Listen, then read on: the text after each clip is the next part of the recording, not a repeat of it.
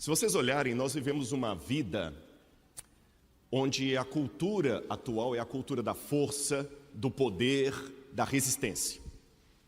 Essas palavras força, poder, resistência estão aí para todo lado. Muitos palestrantes de autoajuda, trainees, como se diz, pessoal de empresas motivacionais, palestras motivacionais, sempre usam essas palavras: força, poder, resistência. Você tem que vencer. Você vai incentivar os seus vendedores lá, né? Você tem que vencer, você tem que colocar o seu coração nisso. Aí conta uma história de alguém como o Dr. Milton, que começou pobre e venceu na vida. É isso que faz o papel hoje. Já tem igrejas, muitas pregações hoje de prosperidade. É isso: olha, você que é um empresário, venha fazer aqui a terça-feira do milagre urgente, você vai ganhar dinheiro, vai ganhar isso. Nós hoje queremos. Na política, fala-se tanto em resistência, vamos resistir a isso. Nós vamos resistir do lado de cá também, não vamos aceitar. Negros, mulheres, pessoas minoritárias, hoje nós vamos resistir. Agora, o curioso é que a Bíblia, entrando em contradição com tudo isso, num paradoxo, fala que o poder de Deus se aperfeiçoa na fraqueza. Eu quero ler com vocês aqui o livro de 2 Coríntios, capítulo 12, versículo 8. 2 Coríntios 12, verso 8. Paulo está reclamando de uma dificuldade que ele tinha na vida. Verso 9, melhor dizendo. Paulo estava reclamando de uma dificuldade que ele tinha na vida, que ele chamava de espinho na carne, um instrumento de Satanás para limitá-lo. E no verso 8 ele diz: 3 vezes eu pedi ao Senhor que afastasse de mim esse espinho na carne, essa dificuldade, essa crença limitante que ele tinha, um poder físico, um problema físico. Então o Senhor me disse: a minha graça é o que basta para você, porque o poder se aperfeiçoa na fraqueza. O poder se aperfeiçoa na fraqueza. É interessante que essa palavra grega, fraqueza, astenia, significa falta de estímulo, falta de vontade. Em grego você tem lá, regar dynamis en astheneian teletai. O meu poder é na fraqueza, na falta de vigor que ele se complementa. É isso que está no grego. O meu poder se complementa, chega ao seu fim na fraqueza. É estranho isso. É um paradoxo. Olhem a foto daquela menininha ali. Eu acho que quando eu vi a primeira vez essa foto, eu até coloquei nas minhas redes sociais, eu coloquei com a imagem assim: é por isso que o reino dos céus é das crianças, né? Na ingenuidade dela, ela acha que está ajudando. Mas se você olhar por outro lado, o poder de Cristo se aperfeiçoa na fraqueza de que forma? Só a foto de Jesus carregando a cruz daria um impacto. Mas o fato de ter aquela criancinha no fundo ali não deu um outro impacto em vocês? O meu poder se aperfeiçoa na fraqueza. Em que sentido? O poder de Deus fica mais vivo quando na fraqueza Ele mostra o que Ele pode fazer. O poder de Deus fica ainda mais esplendoroso quando na fraqueza Deus mostra o que Ele pode realizar, mesmo a partir de pessoas fracas. Mas é difícil a gente aceitar isso na prática.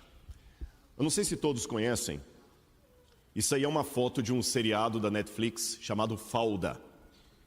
Falda é uma palavra muito interessante. Falda é uma palavra que tem tanto em hebraico quanto em árabe moderno. E falda significa caos, o caos. Falda é um seriado assim bem, muito tiro, muita coisa assim, porque mostra como agentes do Mossad vão até a Palestina para matar terroristas ou destruir células de terrorismo. E essa é a cena dos israelenses. E convenhamos, pela cultura moderna de resistência, de poder, se nós fôssemos judeus, nós iríamos querer fazer parte de um povo que tem esses representantes, correto? Como é que você quer que a sua empresa seja representada? Por pessoas bem resolvidas. Como é que você quer que a sua igreja seja bem representada? Por pessoas que venceram na vida, de sucesso. Você quer trazer uma visita aqui, a visita querer fazer parte do grupo, porque todo mundo aqui é bem sucedido, todo mundo é bonito, sadio, forte. Mas a história mostra que os judeus nem sempre são representados dessa forma. Esses também são judeus. Mas não é esse quadro que a gente quer que lembre o nosso povo. A bem da verdade, seja o judeu falando do holocausto, seja o negro falando da discriminação, do racismo, seja a mulher falando do feminicídio, sempre que você é vítima de alguma coisa, você hoje, na conjuntura atual, você quer contar essa história assim. Os negros sofreram no passado, porque eles não eram como eu, porque eu sou um negro da resistência. Eu sou um negro que eu boto para quebrar. Eu não vou deixar o branco me discriminar. Os do passado foram escravizados porque eles não tinham a força dos negros de hoje. A mulher diz a mesma coisa. A mulher do passado era Amélia, era subjugada pelos homens porque elas não tinham a força da mulher de hoje. Porque se a minha avó fosse como eu, ela não aceitaria ser tratada pelo meu avô como ela foi. A minha mãe apanhou na mão do marido porque ela não era como eu. Eu quero ser das mulheres empoderadas. Eu quero ser o judeu do falda, não o judeu de Auschwitz. Estou falando uma mentira? Não é isso que nós somos sempre treinados a pensar e a querer ser? Agora, quando eu vou para a Bíblia, eu noto que nem sempre foi a força que Deus usou, não foi o empoderamento que Deus usou para levar a mensagem dele. Eu vou usar como estudo de caso desse sermão que eu estou fazendo para vocês, o Templo de Jerusalém. Quando eu dava os estudos bíblicos, ainda dou, e eu ia falar do Templo de Jerusalém, eu sempre me baseava num trecho de Flávio Joséfo, quando ele descrevia o segundo templo, o templo da época de Jesus, e Joséfo era um historiador do primeiro século, ele dizia que o Templo de Jerusalém era tão lindo que quando o sol batia meio-dia no teto dele, brilhava o ouro que havia ali em cima, você não conseguia olhar direito para o templo, que ofuscava sua vista. Então, nos estudos bíblicos que eu dava, eu sempre falava do Templo de Jerusalém como sendo uma coisa maravilhosa, esplendorosa, e aparentemente parece que era mesmo. O templo dá a glória ao nome de Deus. Esse templo seria o maior templo jamais construído, grandioso. O próprio Salomão disse: grande será o templo que eu vou construir em Jerusalém, porque o nosso Deus é maior do que todos os outros deuses. Segundo Crônicas 2, verso 5. O rei Davi, seu pai, já havia acumulado 3.750 toneladas de ouro, 37.500 toneladas de prata, bronze e ferro, grandes demais para serem pesados, madeira e pedra para a construção desse templo. Então realmente parece que o templo de Jerusalém era grandioso, esplêndido. O templo de Salomão começou a ser edificado por volta de 965 a.C. Ele demorou 7 anos para ser construído. 7 anos. E ele levou em conta 8.000 pedreiros. Ele era um prédio de aproximadamente 27, quase 28 metros de comprimento por 13 metros de altura e de largura 9 metros. Era grandioso. Tanto no livro de Reis como Crônicas diz que Salomão enviou 30.000 homens ao Líbano para trabalharem com a madeira, o cedro do Líbano que foi trazido. Eu tive a oportunidade de ir ao Líbano agora há um mês ou 2 meses atrás, se eu não me engano, e ali a gente viu cedros do Líbano mesmo. Eu até trouxe uma sementinha para tentar plantar aqui no Brasil. A Laura está olhando com cara de riso aqui, porque ela lembra que eu cheguei lá no lugar que tinha os cedros do Líbano, Beto. Aí chegou um homem e falou assim: olha, você quer plantar no Brasil? É fácil. Tá aqui, ó, vou te vender essa, tipo aquelas coisas de árvore de Natal, do cedro do Líbano. Aí eu falei: ah, tá bom, quanto é? 10.000 libras libanesas. Fiquem tranquilos, lá eu fiquei milionário. Porque $1 valia 35.000 libras libanesas. Então eu fiquei milionário, eu pegava milhões. Assim, todo dia eu gastava milhões, só em almoço e outras coisas mais. Nunca me senti tão milionário. Mas eu dei 10.000 para ele. Beleza, porque ele falou: vou plantar no Brasil. Quando chegou lá na frente, tinha um monte no chão. Aí ela falou: aqui, ó. Quer comprar mais alguns? Eu te vendo por 5. O cedro do Líbano hoje está em extinção, infelizmente. Mas é uma madeira linda, e Salomão importou o cedro do Líbano para o templo. Então ele era esplêndido e caríssimo, caríssimo. O templo era adornado com pedras preciosas, ouro de Parvai na Arábia. Em 1924, um professor alemão chamado Ignaz Alfred Groth escreveu um artigo no Jewish Daily Bulletin, onde ele fez o cálculo de quanto seria gasto para construir o templo. Ele calculou algo em torno de 30 milhões de dólares, mas se eu levar em conta a inflação e tudo mais, hoje daria 1 bilhão de dólares o preço do templo de Salomão. Grandioso não era? Esplêndido não era? Motivo de orgulho não era? Só que essa minha empolgação com o templo de Salomão só durou até eu começar minhas pesquisas arqueológicas e visitar demais o Oriente Médio. Sabem por quê? Vou dar alguns exemplos para os irmãos. Vou pegar só uma das pirâmides egípcias, só uma, a de Quéops. A pirâmide de Quéops custaria 5 bilhões de dólares, isso há uns 20 anos atrás. Eu não consegui fazer a atualização. Quanto que custaria o templo de Salomão no dinheiro de hoje? 1 bilhão de dólares. Só uma pirâmide custaria 5 bilhões de dólares há 20 anos atrás. E só ali você tem 3 principais: Khephren, Miquerinos e Quéops. Só de Quéops daria 5 bilhões de dólares. E os egípcios tinham um monte de pirâmides, muito maiores. O tamanho dela, olha, só para vocês terem noção, se eu pegar a pirâmide de Quéops, daria mais ou menos 230 metros de cada lado, né? Numa área de 5,13 hectares, isso daria 10 campos de futebol americano só dentro da base da pirâmide. Só na pirâmide de Quéops eu colocaria 10 campos de futebol americano. Ainda sobraria um pouquinho de espaço. O templo de Salomão daria menos da metade de um campo de futebol americano. Ou seja, dentro da pirâmide de Quéops caberiam mais de 20 templos de Salomão. Será que o templo de Salomão foi realmente tão grandioso, tão caríssimo? Dizem que tudo que se acha muito grande, muito caro, depende do ponto de vista, da perspectiva. Tá certo? Quem só andou a pé, o dia que anda num Fosquinha, acha que está andando num carrão. Outro templo egípcio, o templo de Karnak. Esse templo é esplendoroso, gente, grande demais. Essas colunas, não sei se dá para vocês verem o tamanho das pessoas ali, olha. Pelas pessoas lá no fundo, dá para você ter uma noção do tamanho das colunas de Karnak. O templo de Karnak, o complexo dele era tão grande, que cobriria mais ou menos 81 hectares de terra, ou 200 acres.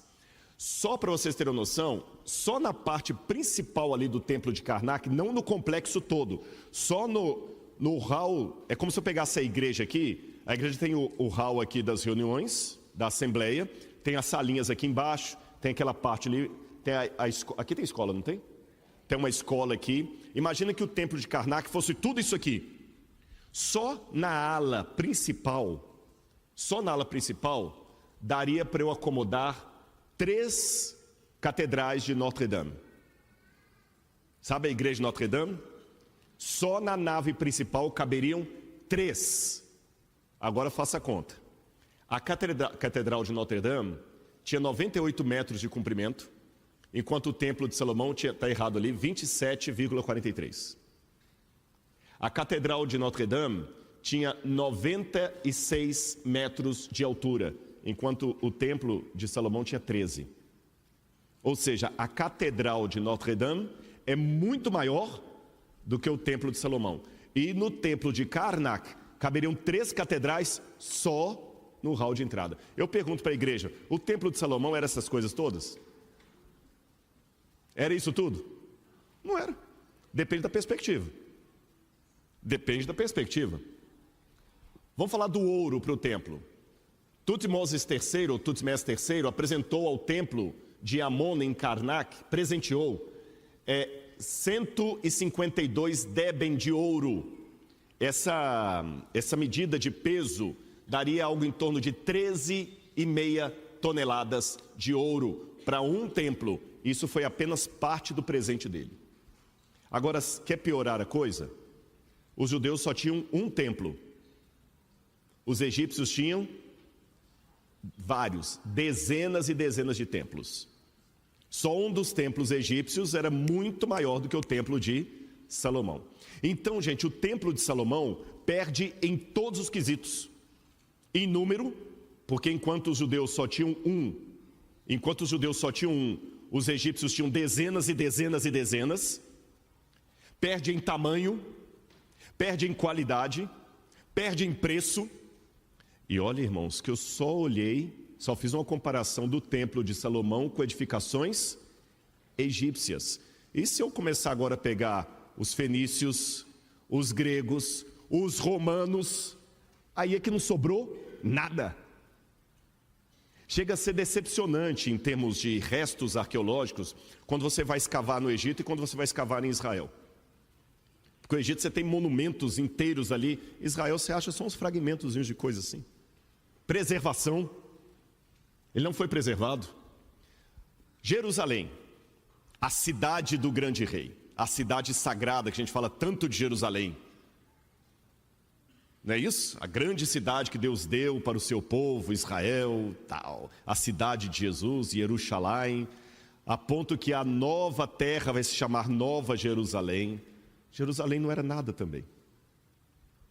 Esse aqui é uma planta em tamanho, proporcional, uma planta proporcional, só do tamanho de Khorshad. Khorshad era a capital da Assíria, da época de Assurbanipal, Senaqueribe, esse pessoal. Olha a capital da Assíria. Ali em cima, eu não sei se o laser mostra aqui, não, pega. Aqui era apenas a cidadela com o palácio do rei da Assíria. Isso aqui era o palácio do rei da Síria e a citadela do palácio do rei da Síria. E aqui é a capital de Khorshad. E proporcionalmente eu coloquei aqui a imagem de Jerusalém. Jerusalém era quase tão grande como só o palácio do rei já dava o tamanho de Jerusalém inteira. Jerusalém era uma grande cidade? Não era. Aí eu pergunto, por que Deus escolheu algo tão modesto à vista de outros edifícios? Por que Deus escolheu os judeus que eram tão pequenos? Israel nunca teve um império que cobriu toda a Europa, todo o norte da África, como Roma, Babilônia, que pegou a Ásia. Só aquele pedacinho ali, o reino unificado de Salomão, era uma coisa pequena. Por que tinha que ser coisa tão pequena? Por que o templo de Deus tinha que ser algo tão pequeno? Vamos falar do templo. Por que tinha que ser algo tão pequeno? É porque os planos de Deus eram diferentes. Olha que interessante, mesmo os judeus ainda tendo orgulho do templo, Jeremias falou, não confiem em palavras falsas dizendo, templo do Senhor, este é o templo do Senhor. Quando Deus fala assim através do profeta, parece que Deus nem estava ligando muito para o templo. Sabe por quê? Eu vou ler algumas passagens da Bíblia para vocês. Olha como o poder de Deus é muito mais grandioso do que os planos dos homens. Vou repetir minha frase. Olha como os planos de Deus são muito mais grandiosos do que os planos da mídia, do marketing e os planos humanos. Vou mostrar para vocês qual era o planejamento de Deus. Vamos ler apenas algumas passagens. Êxodo capítulo 19. Alguém sabe me dizer aqui qual era a tribo que Deus colocou para servir de sacerdócio e comandar o templo e o santuário? Levi. Nota 10 para vocês, estão conhecendo a Bíblia. Tribo de Levi. E se eu falar com vocês que esse não era o plano original de Deus? Assim, não era. Deus não queria que a tribo de Levi fosse sacerdote. Sabe qual tribo que Deus queria que fosse sacerdote? Êxodo capítulo 19, versículos 1 a 6. No terceiro mês, depois da saída dos filhos de Israel da terra do Egito, no primeiro dia desse mês, eles chegaram ao deserto do Sinai. Tendo partido de Refidim, vieram ao deserto do Sinai, no qual acamparam. Ali Israel acampou em frente do monte. Moisés subiu para encontrar-se com Deus, e do monte o Senhor o chamou e lhe disse: assim você falará à casa de Jacó e anunciará aos filhos de Israel: vocês viram o que eu fiz aos egípcios e como levei vocês sobre asas de águia e os trouxe para perto de mim. Agora, pois, se ouvirem atentamente a minha voz e guardarem a minha aliança, vocês serão a minha propriedade peculiar dentre todos os povos, porque toda a terra é minha. E vocês serão para mim um reino de sacerdotes e uma nação santa. Essas palavras você falará aos filhos de Israel. Deus queria que os levitas fossem sacerdotes? Não. Qual tribo Deus queria que fosse sacerdote? Todas. Todas. Todo mundo era para ser sacerdote e comparecer no templo de Deus. Mas se Deus queria que todos fossem sacerdotes, por que só os levitas se tornaram sacerdotes? Eu não vou ler todos os versos ali por causa do tempo, mas é interessante que Deus fez uma proposta com Moisés. Fale com o povo para jejuar, se santificar e preparar, e amanhã você vai subir ao monte e o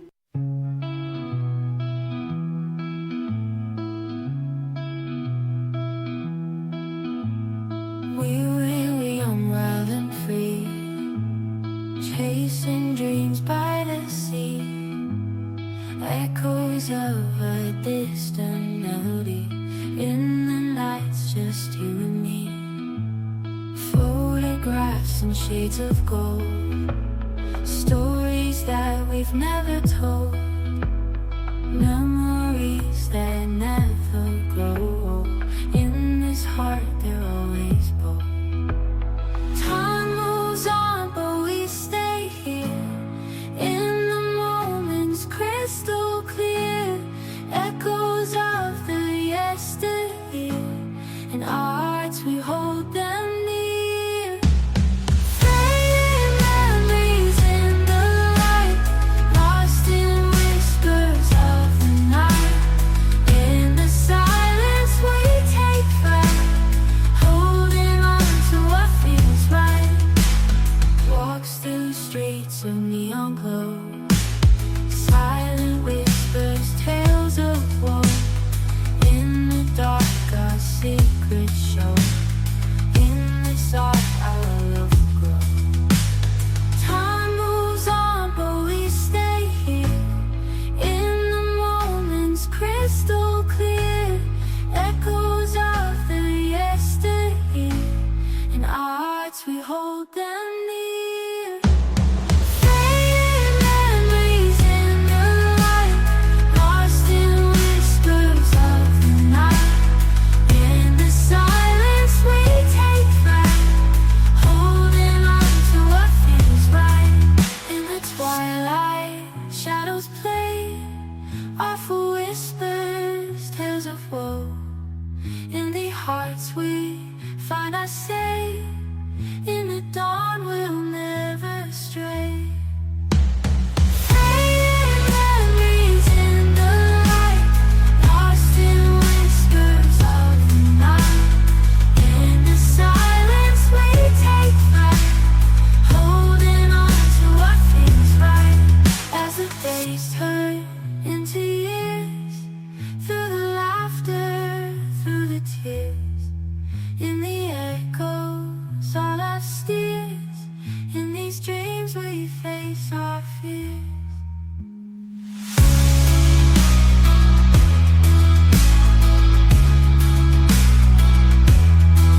As the days turn into years, through the laughter, through the tears, in the echoes all our steers, in these dreams we face our fears.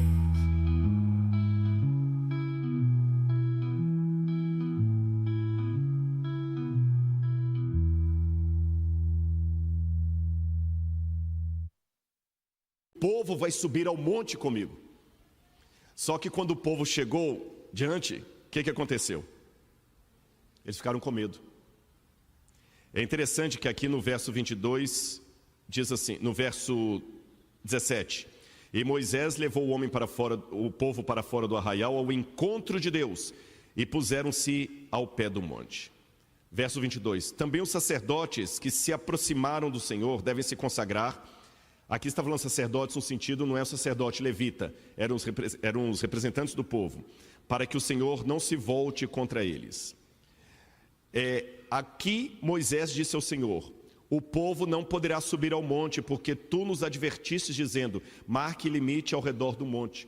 Mas não foi só isso que Deus falou. Deus falou o seguinte: marca o limite, o povo não vai subir agora, o povo vai se consagrar e amanhã o povo sobe. Vocês entenderam? Mas na hora de encontrar com Deus, o que aconteceu com o povo? Não subiu. Por quê? Medo. Ah, desculpa, o povo não vai subir não, porque o Senhor colocou limite aqui. Era para o povo subir. Olha o que diz o capítulo 20, verso 18. Todo o povo presenciou os trovões, os relâmpagos, o som da trombeta no monte fumegante, e o povo, observando, tremeu de medo e ficou de longe. Disseram a Moisés: fale-nos você e ouviremos, porém não fale Deus conosco, para que não morramos. Olha para mim aqui, nunca mais esqueço o que eu vou dizer. O medo é diferente do temor.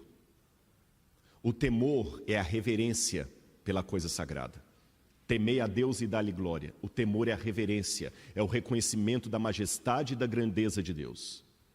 Mas o medo é a fobia. Isso eu estou pregando nesta manhã para pessoas que estão com destemor.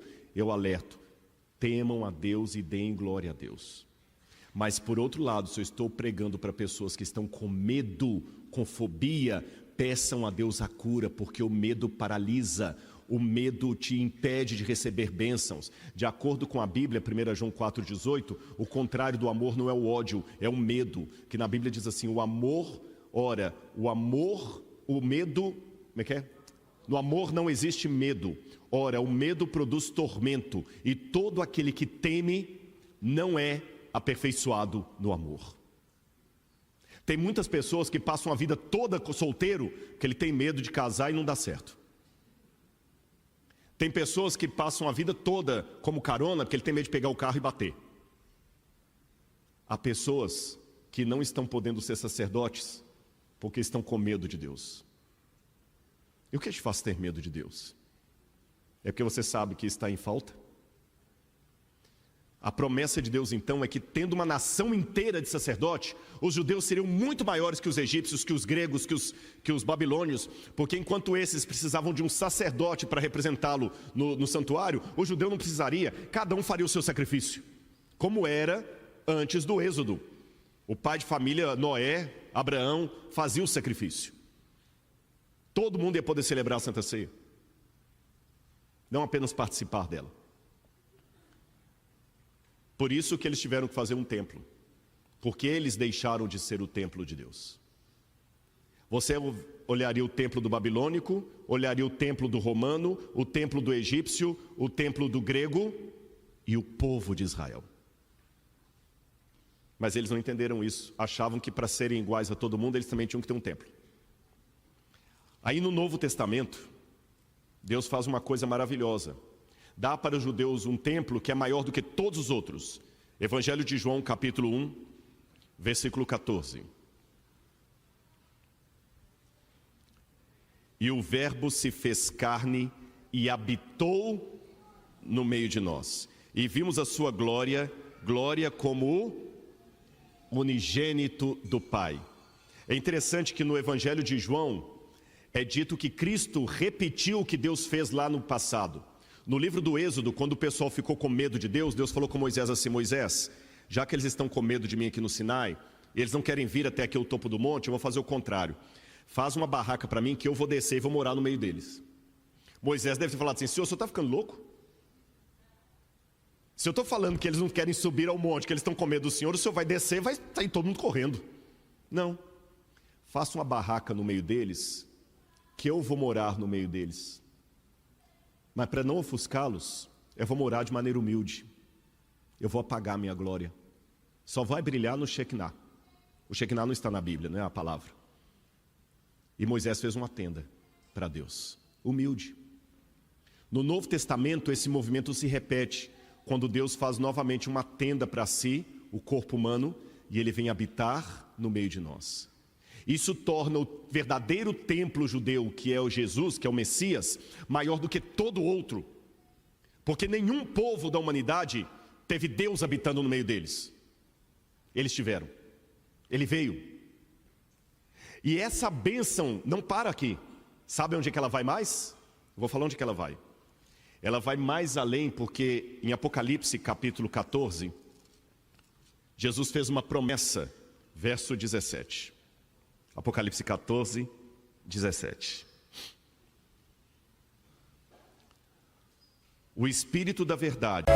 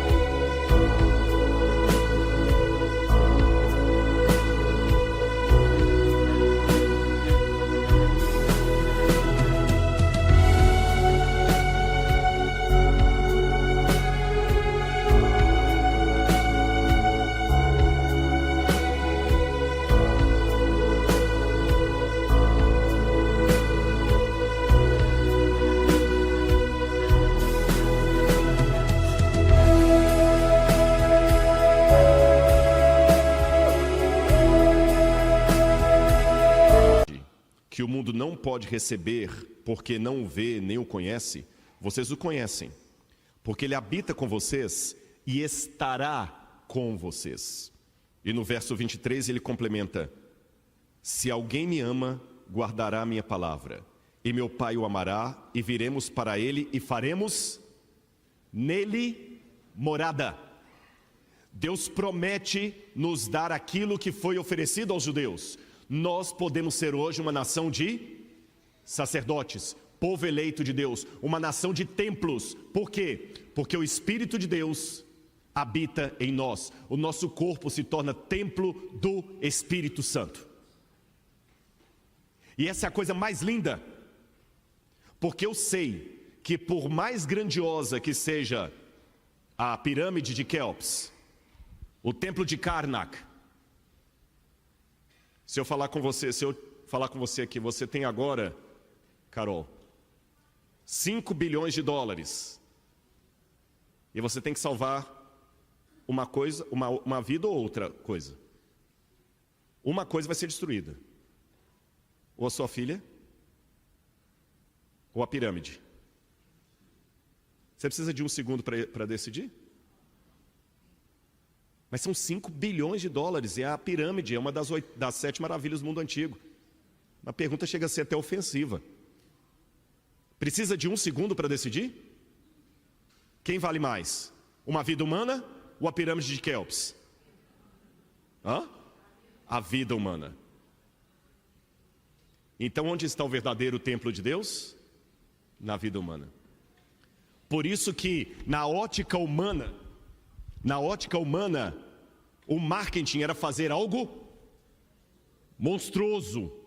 Na ótica de Deus, o marketing é fazer algo modesto, que perdura e que tem mais valor agregado do que uma pirâmide.